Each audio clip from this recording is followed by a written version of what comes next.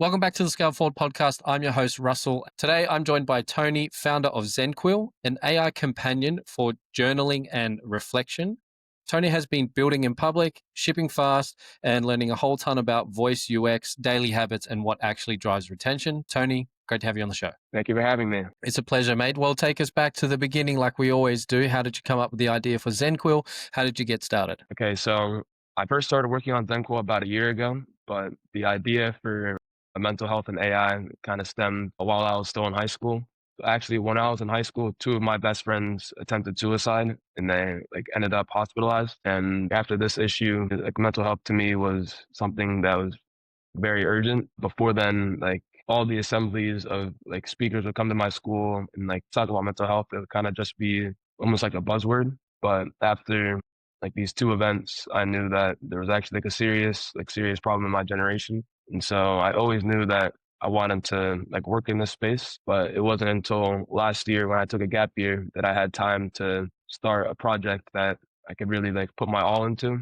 And so that's when I started an AI journaling platform. And the reason why I chose journaling specifically is because I've been journaling myself for the past 3 years. And I felt that through my journals that it's really able to clear my mind. I'm really able to reflect on my days, and that even when times get hard, I can just look at my past journals of when times were difficult and see that I was able to move past it. So it served for me as a side of inspiration. It's a very sombering story. I guess out of all dark things, something beautiful can happen. Is that, it's not a very prolific saying, but where there's darkness, there's light. By the way, I'm probably showing my age here. I journal, but I use pen and paper. You're using AI and tech and stuff. When you started, did you start with pen and paper? Yeah, I actually did. My first journals were just me grabbing an old notebook in my room and then journaling. But then, yeah, after that, I shortly transitioned to I just made a document in my phone on the Notes app. But then I was able to really organize everything, and I could journal, I guess, from anywhere, my bed, or if I was in the car driving, sitting in the back, I could still journal. And then it would be very easy for me to find my old journals. Yeah, I definitely prefer the text journals, at least for me. Right. Do you leave yourself little voice notes as well? I find that that's really helpful. Yeah, I enjoy. I think I can speak faster than I can type. Whenever I don't feel like typing something out, I'll just put the voice audio on and just yap, I guess, or just talk for a little while. And I found that to be very relieving. Yeah.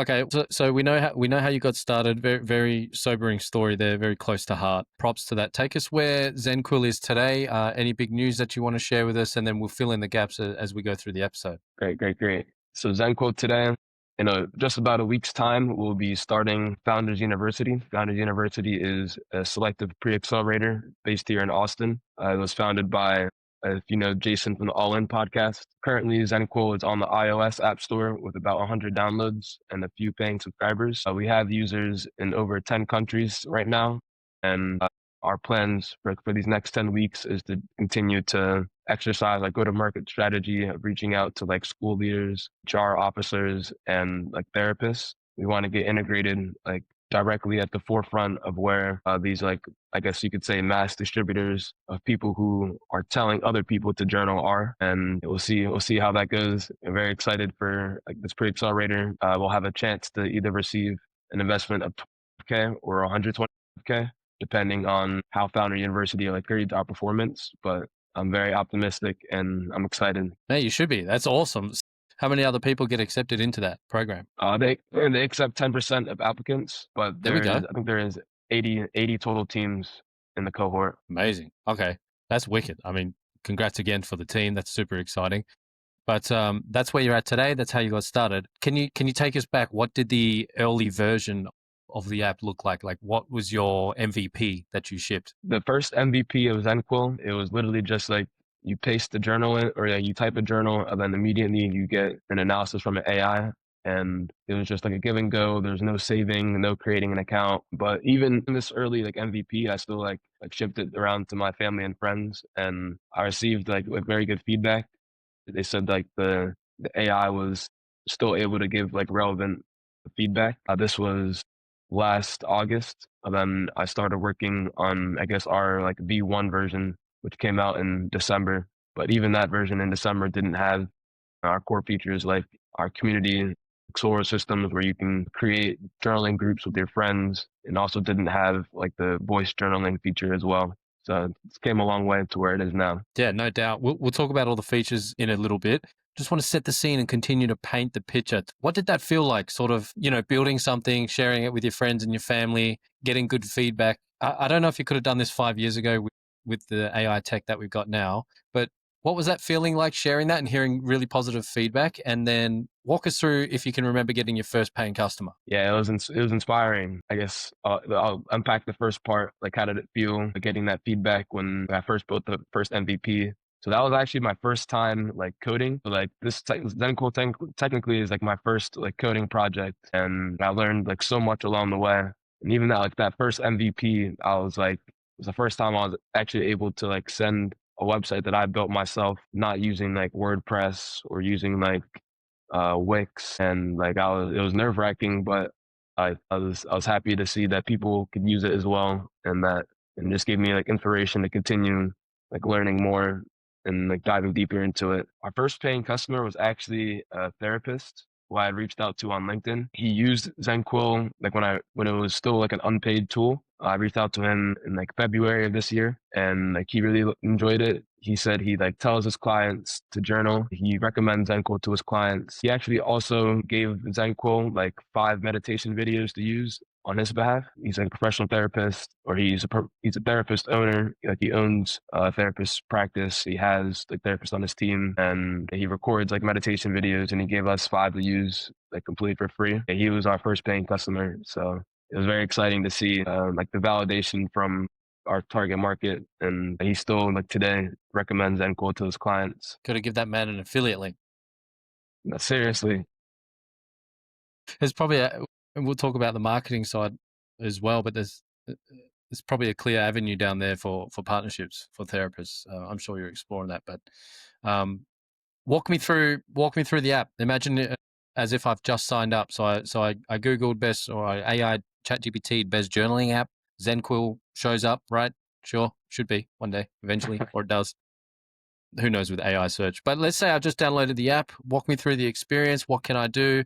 What are all those features that you spoke about? Touch on that for us. Great. So if you just downloaded the app on your iPhone, it would prompt you to create an account with Google. You'd be able to create an account in less than 10 seconds. And then now you would land on the dashboard where you see like your journal calendar, a meditation tracker, and then your insights. Since you've never journaled yet, your insights will be blank.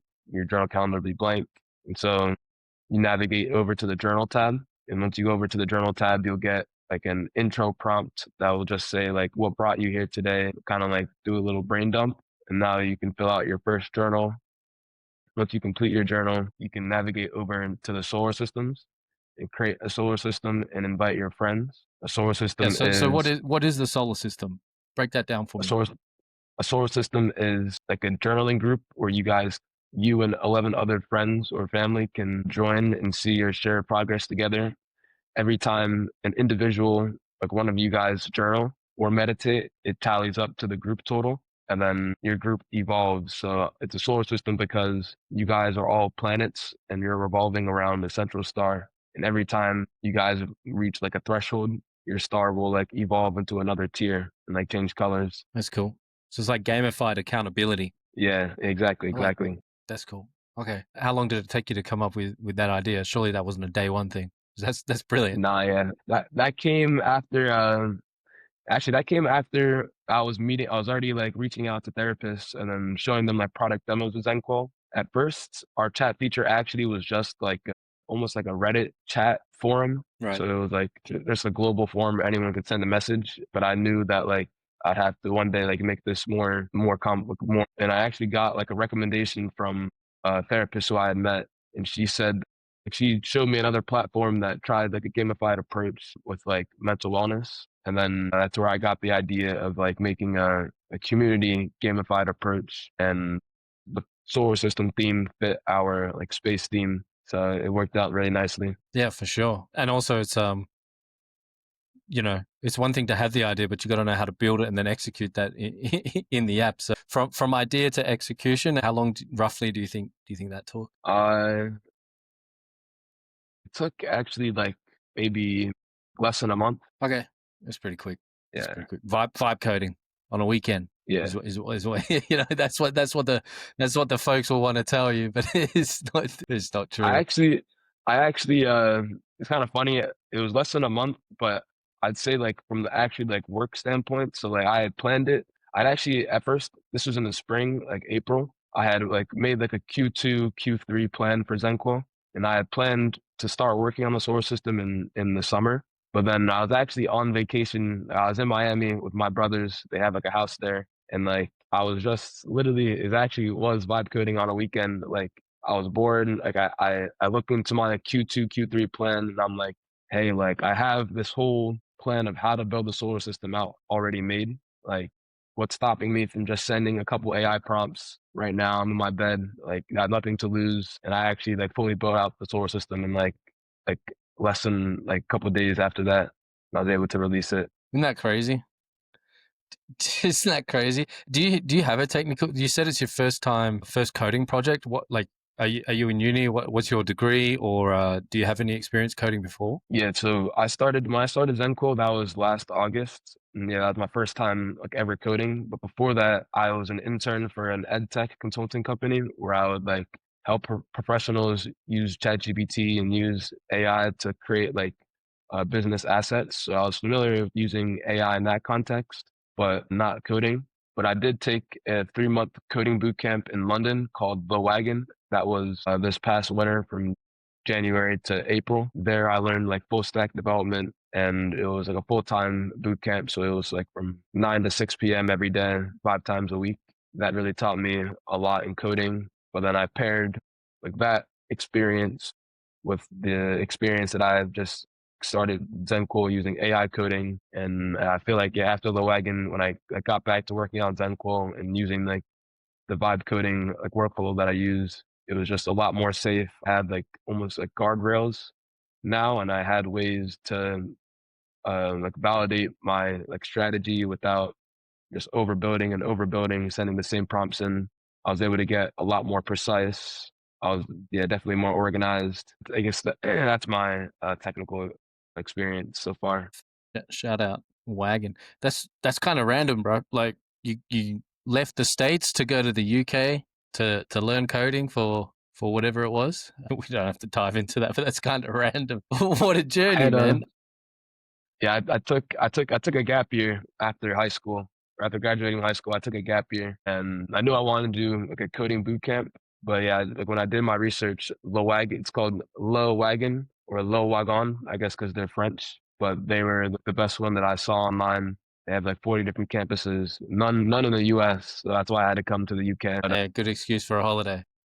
yeah, I also have a family in London, so it was still it still had some like people there that I could see. Even more of a reason to do it.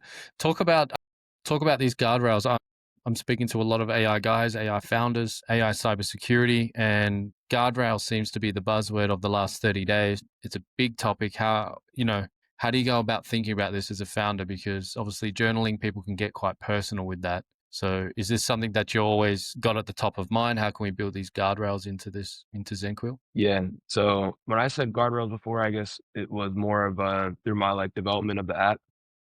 Right. So meaning like branch controls. So I've never before the low wagon, I never like used Git or GitHub or branch control. So after that, I was able to like, okay, now I'm working on a new task. Let me make a new branch. And even if I Gotcha. mess up in this new branch, I can just like leave the branch and it won't matter. But if I succeed in this branch, then I can merge it back to the main and update the code that way. So that made my process a lot more safe and like streamlined. But as far as like safety precautions for the AI in ZenQuill, we use two AIs that like interact with the user when they journal. So the first one is the voice companion, which is Hume AI. They have their own like security precautions and security measures as well. But when integrated into ZenQuill, we use what is called AES 256, which is the transcription security that like banks, hospitals, and like they have very professional institutions use. We use that to encrypt user data when it gets sent back and forth with the AI. So it's never like the AI is able to like know exactly who you are. It's rather just it's like reading this raw input, then it gets like encrypted and sent back. The other AI we use is OpenAI to analyze the data and give you like a summary of your analysis, or yeah, summary of your journals. And that as well gets sent back and forth using the AES-256 encryption. So as far as security, we take it very, very seriously. For sure. All right. Let's talk about the fun stuff. Let's talk about marketing. I noticed you've been Do it. I noticed you've been doing a lot of founder-led marketing, build in public, as I said before. You're on LinkedIn making videos, which I think every founder needs to be doing these days. It's about distribution more so than ad spend, because you're bootstrapped as well. We'll talk about, well, we don't need to talk about, you're just bootstrapped for now, but you've got this program coming up. So what has worked best for you? You said you sent your first paying customer came from a LinkedIn message. What's currently working best for you in terms of getting eyeballs on ZenQuill? Which channel? Yeah, I'd say LinkedIn. LinkedIn just like reaching out to the target market. So like every week I try to send like 200, at least 200 connections to specifically like either therapists, school leaders, or HR officers, as well as like, yeah, like making these videos of like they're able to see my face and I'm talking about like the journey.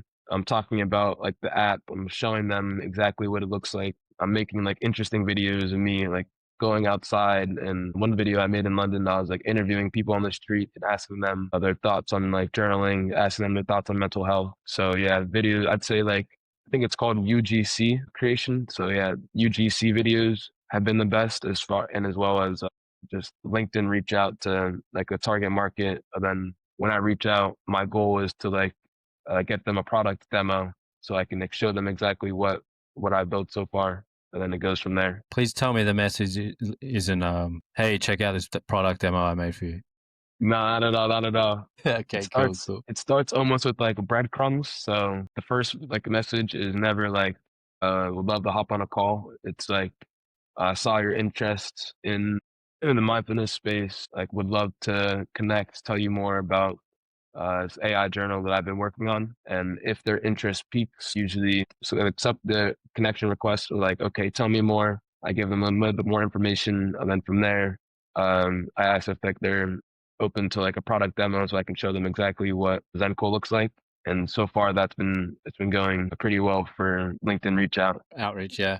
I think, I think the white paper method might work really well for you as well, which is a legitimate thing that you actually have to do. I don't know if you're familiar with that. I can run you through it in 2 minutes. Yeah, could you do that? Yeah, of course, and for people listen. So you've got a legitimate passion for this space, and you're talking, and it's it's tied in with a professional field like therapists. You could run a research talking with therapists and having their comments and feedback on the tool and about facts and interesting studies about journaling and how it can improve people's lives and what are some of the studies and research behind that. And then you put together your own sort of white paper around this study that you conducted, talking to 20 individuals who are therapists. And then you can weave ZenQuill in there. And then a part of that is you ask them to check it out and give feedback on it based on their industry expertise. So it's a really good way to build a genuine resource of a study and a case study and resources and stats and journaling, and bring light to the space. And then it's another legitimate way to get people to give you feedback who are in the field on ZenQuill. And it just, I think that'll land really well. And so when I would like reach out to these therapists for the white paper out, maybe I could say like, would you be interested in being in a white paper study that I'm conducting on like benefits of journaling, and maybe like send them like some questions to fill out, or Well, not right away, obviously. Just yeah, ask yeah, them. yeah. Yeah, I'll run off camera. I'll run you through. I'll show you the Okay, okay. process that works really well. And also, it'd be an interesting read for a lot of people, I think, in the space as well. All right, Definitely. Definitely, definitely. moving on. LinkedIn. LinkedIn works best. So why not Twitter though? Honestly, I just don't use Twitter enough. I know I've heard a lot of people say like the AI communities on Twitter, and I got to It get on is. Twitter, but yeah, I don't use Twitter enough to be honest. I definitely should get on I that. should. Lots of shoulds. I think one product, one channel, $1 million. I think you can scale it to whatever you need to on LinkedIn. But I think as a founder in the early days, I think you should just be blasting all channels and just seeing what sticks.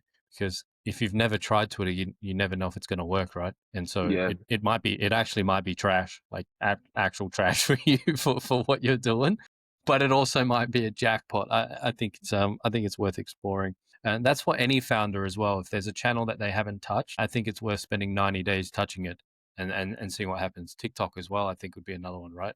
Like We that. use, we have a ZenQuill TikTok and Instagram. Right. But they don't perform as well as LinkedIn. Yeah.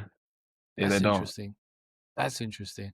That's interesting. Hey, I wonder why do you think that is? I think our target market, like our target like outreach person kind of is more prone to like take LinkedIn messages more serious than like let's say if we reach out to them on Instagram and like can't really reach out on TikTok.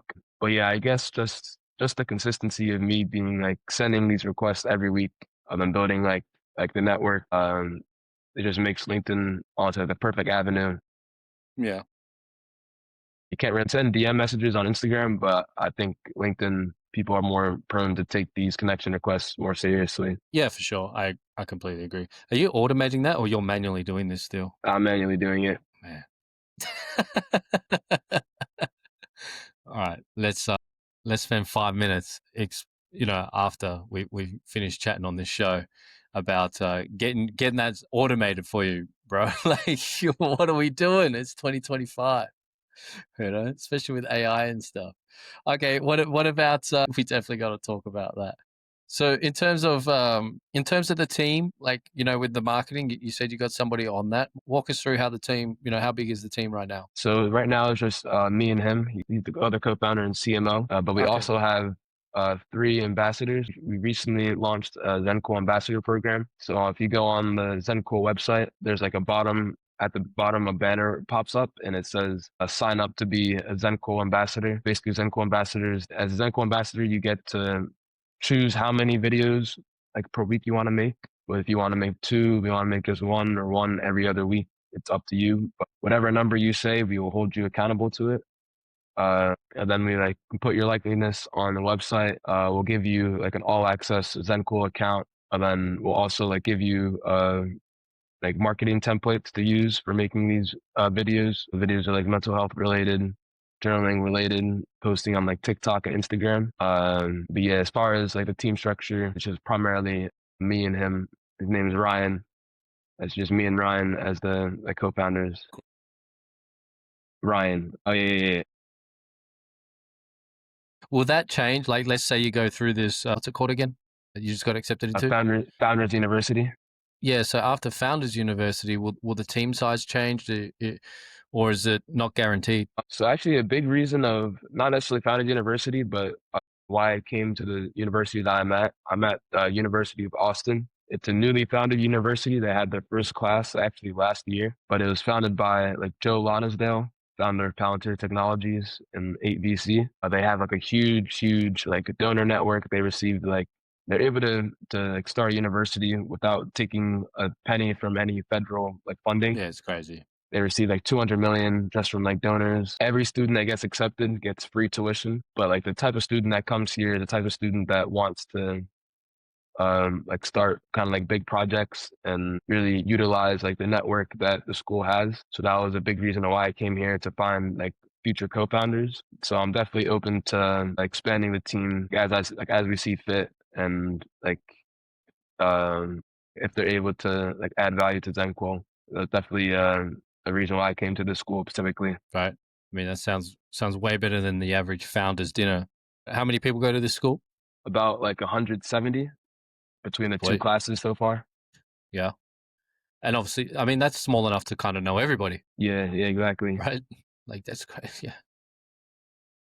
Man, the opportunities you got over there, like, we got nothing like that in Australia, where I'm from. Like, none of that. So, that's so dope, like, to be able to take advantage of that. Our the dean of the school is actually an Australian. His name is Ben Crocker. I think he used to be like the dean of one of the top schools in Australia. I think it was like a all boys like boarding school or something Right. of that. We Australia is not that small. We don't know everyone, by the way. I got no idea who that guy is. Shout out Ben, though, fellow Aussies. All right, back to the marketing. So LinkedIn works, the other stuff doesn't. Is there anything crazy that you've tried, like crazy UGC, to try and go viral? or does a deep dive in terms of like research and stats work best for you? What have you identified that hasn't worked? I guess it's not necessarily crazy, but one thing we tried in the past was like using AI generated like videos or like AI voice, and just trying to have like instead of like me doing the UGC, it would kind of be like an AI talking. We found that people definitely react better to a real person. Interesting, right? Because there was that time period there, right, where the Yeti was crushing it. You just make like an outdoor boys Yeti style video, and I can imagine he's like walking through the forest just journaling. So that stuff didn't land. Eh? Yeah, it wasn't too it didn't do too well, but Well, in that case, have you thought about doing an AI avatar of yourself? That'd be cool. I've thought about it. I've looked into some like tools that would allow it. A lot of the tools are just honestly like, very, very expensive. So I guess Right. that's been the only limiter so far of like why we're not like actively pursuing it. But definitely open to like, doing it when the funds come in. Been applying for like grants, and we'll see. What's the roadmap look like for the next 12 months? Can you walk us through sort of the goals or the roadmap? Yeah. So after Founders University, that will end in like 2-3 months. This whole year, basically like every season, I want to just keep applying to the Y Combinator. They'll let you apply like every like 3 months. I'm gonna put in like 4 applications, but yeah, I'm looking to start like a pre-seed raise in the next 6 to 12 months. I want to build up before then. I want to build up the traction, try to get like 1,000 weekly active users in the next 6 months. Right now we're at like 80 weekly active users, so a little long ways to go, but I'm very optimistic about Founders University and our like marketing strategy. But some more things coming up on the roadmap as far as like the dev side. Since we've been talking to like therapist owners, school leaders, and like HR officers, we would just actually want to make the tool very, very easy for them to use themselves in their context. So that's why on ZenQuill, like we have solar systems, but now we're gonna make galaxies, and galaxies will be like organizations. So a school will be able to make a galaxy for their entire school. The school leaders can invite each other as like admins, and then each admin will be able to like create journal assignments and meditation assignments for all of the like members in the galaxy. And so this will serve as like further like dashboard and like a tool that will allow them to like monitor and like encourage engagement on ZenQuill and make sure that their like members are actively journaling and meditating. You know, like a school games as well. Yeah. That'd be sick. Okay. Anything else? On the roadmap, like getting HIPAA compliant is a big one. The compliance will allow us to like formally sign these contracts with like schools, widows, and other companies. HIPAA compliance costs anywhere from like 30 to 50K a year. So Yep. that'll be a tall task try to raise capital for that. And I guess on the roadmap, team expansion actually I suspect in the next 6 months that it will be more than just me and Ryan on the team, but it'll have to be like the right fit. So we'll see how that goes. For sure, man. All right, let's move on to what we call like the lightning round around on the show. So what it is, I'm going to ask you just some random questions, and I just want you to answer. I guess the first thing that comes to your mind, just nice, short, and sweet. If you're up for it, you ready? Yeah, I'm up. I'm ready. All right, cool. What's who's the voice that you admire in your space at the moment? In my space, I would say I don't know if this counts, but I guess Jordan Peterson. He's kind of talking about like Why wouldn't that count? That absolutely counts. yeah, I'd say Jordan Peterson. Okay. Yep. Fair enough. All right. How are you using AI in your everyday life in terms of, and when I say AI, I mean like ChatGPT, Claude, all these sorts of tools for productivity? I use it honestly for everything. Organizational purposes, like making to-do lists, to like coding. I use it all the time for coding. Even like furthering my ideas, or like write my notes down and then like have kind of AI like expand my idea in a way. If I don't like what it's written, it still um gives me further ideas of what I know I want. Because if I know what I don't want, then it makes me closer to what I do want.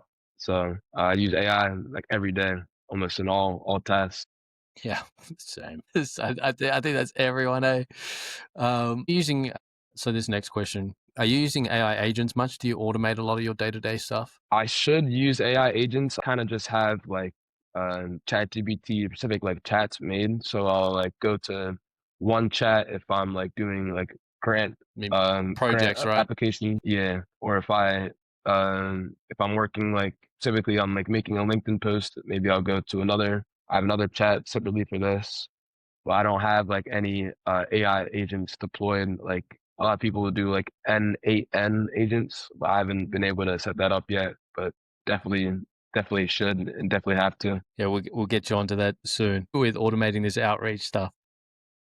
What's a favorite book of yours that you've recently read or would recommend somebody else to read? I'd say The Alchemist. The Alchemist is my favorite book because it's the story of someone who is like trying to find his life dream or life purpose. And while he doesn't really know what it is for most of the story, there's still signs that he continues to follow that lead him to a point in Egypt, like the pyramids, to where now when he gets there, then he's able to like fully realize his dream. And to me, it's just inspiring how like someone can like work so hard to follow signs, like even when they don't know like really where they're going or what their mission is, but it's just like taking it one step at a time and having faith that it'll all work out for the better is what the book taught me.